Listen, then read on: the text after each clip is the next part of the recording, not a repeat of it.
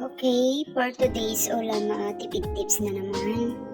Ayan, namitas ako ng peche at mustasa doon sa tanim namin sa taas. Talong doon din galing sa taas. Tapos itong malunggay leaves. Naluto ulit tayo. Gagawin ko ngayon ay soup naman. Tapos dito sa baso, naglagay ako ng tubig na half lang. Kalahati naman sa baso. Tapos naglagay ako ng 1/4 cup ng cornstarch pampalapot. Ito naman, isang pirasong itlog lang.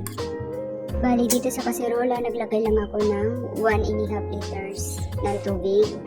Tapos, nilagay ko yung minis kong medium size na sibuyas, 2 cloves ng bawang, tsaka yung luya.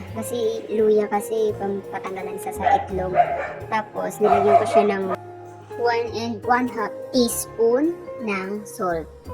Tsaka small amount ng ground black pepper. Tapos yung talong, hiniwa ko lang siya ng ganyan pa-dice. Ayan, ilalagay na rin natin. Pagkatapos yan, pakuluan muna natin yung ating tubig. At nang kumulo na nga, ayan, nilagay na natin ang pechay, tsaka mustasa. Hindi ko na hiniwa yung mustasa kasi baka pumait yung sabaw. Yung paglagay naman po ng mustasa ay optional lang.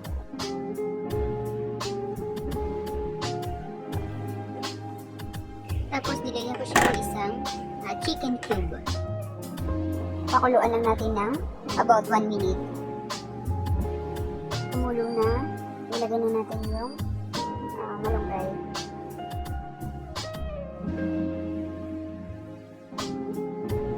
Medyo nakuntian pa nga ako dito ng sabaw, kaya nagdagdag ako ng isa pang basong tubig. Ilagay na rin natin yung cornstarch na kinuha natin sa tubig.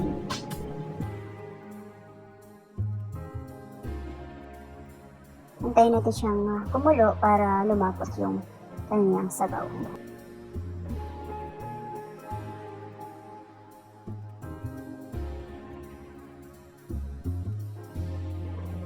Tingnan ko nga kung malapot na yung sabaw.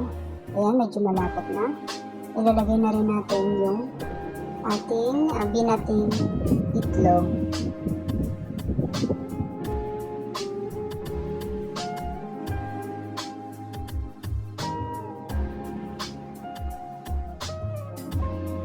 At dahil nga po ang itlog ay madali lang naman maluto yan, okay na yan. Ready to serve na.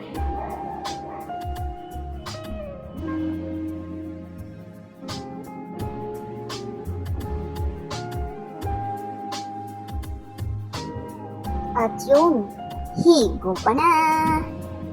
Thank you for watching!